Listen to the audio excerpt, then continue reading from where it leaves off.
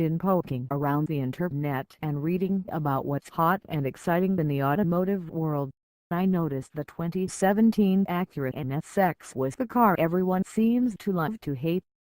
That was a head-scratcher for me, because at least on paper, the new NSX offers a lot of the things car nuts love. Granted, online discussions about cars that cost more than $150,000 can often be undercut by envy, but still, the critical feedback seemed more pervasive than usual, and that made me all the more eager for a test drive. So it seemed like fate when I bumped into Travis from Lead Acura at a local Cars and Coffee event, and he was driving the Casino White NSX pictured here and said he'd love to have me drive it sometime. First, though, let's discuss exactly what the new NSX is, as well as what a supercar is in general. The traditionalist would say a supercar is an Italian or at least European car with jaw-dropping, almost violent performance capabilities, wrapped in the dead sexy shape. Supercars typically forego the niceties of everyday driving, a comfortable ride, lots of cup holders and reliability. Instead, if a supercar leaves you stranded on the side of the road, you excuse it as part of the deal. But more than anything, what many would say defines a supercar is its singular focus on bending reality and convincing the driver that he or she is some sort of Hollywood hero. The NSX does these things well, but those aren't the only things it does, and maybe it's this mission creep away from one-track mind design that gives fuel to some of the online fire. Counter to popular opinion, Acura says supercars don't have to be finicky beasts. The application of modern tech should allow a well-conceived machine to release endorphins on demand and coddle on the stop-and-go commute to work. If done well, I see no reason for consternation among the automotive adrenaline seekers. In keeping with the original NSX, leading up to the new model release, Acura said that the goal of the car was to give the owner more livability than those eminently capable but also moody supercars. In early 2016, the final details became clear. The NSX would employ a mid-engine twin-turbo 3.5L V6, a hybrid electric system to boost instant throttle response, and a 9-speed dual-clutch gearbox. A lot of tech with the devil ultimately in the details. Let's talk about the petrol engine first. Unlike the original NSX, it's not a pumped-up 3.5L V6 pulled from an Odyssey minivan. Instead, it's born of Honda's racing heritage with a 75-degree V-angle and a dry sump oiling system.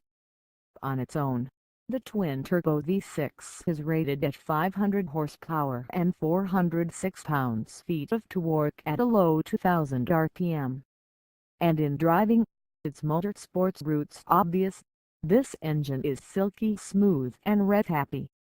It wants to see redline, practically begs for it, and in doing so rewards the driver with intoxicating thrust.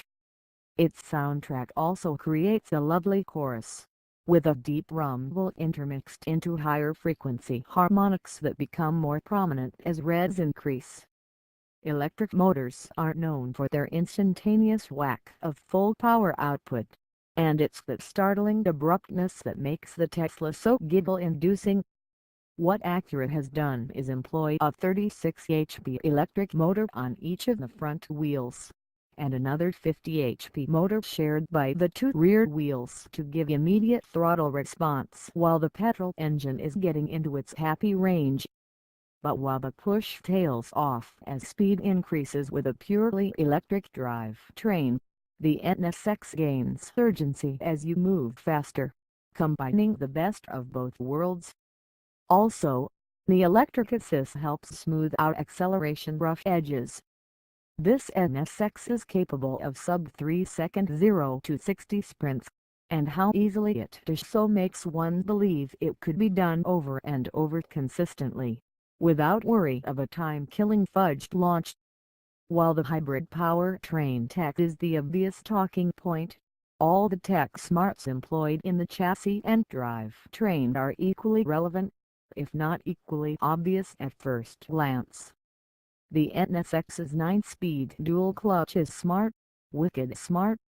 While test driving every car, at some point during my evaluation, I switched gears manually instead of letting the ECU decide. And in most cases, this injects a bit more driver involvement, because I'm just a bit smarter at making those decisions. With the NSX, I found the computer always did a better job of deciding when to switch cogs than I could, and adding myself to the processing cycle only dulled the experience. Every true driver's car has switchable driving modes these days, some obvious changes, others not so much. The NSX has 4 switchable modes, and they transform the car from kitten to killer. In quiet mode, for instance, the NSX can sling past unnoticed, except for its traffic-stopping looks. Quiet mode keeps the car on battery power up to 20 mph, quiets the exhaust above and softens all its senses. Then there's track mode. Turn the knob to that position, and the NSX becomes a high-wire experience, walking the razor's edge between control and chaos. To truly discover the boundaries of what the NSX is capable of in track mode would actually require a safe and controlled track setting. On the street, after a handful of 20 mph switchback corners, I found myself white-knuckled and backing down to the more computer-stabilized Sport Plus setting. But wow, was it exhilarating!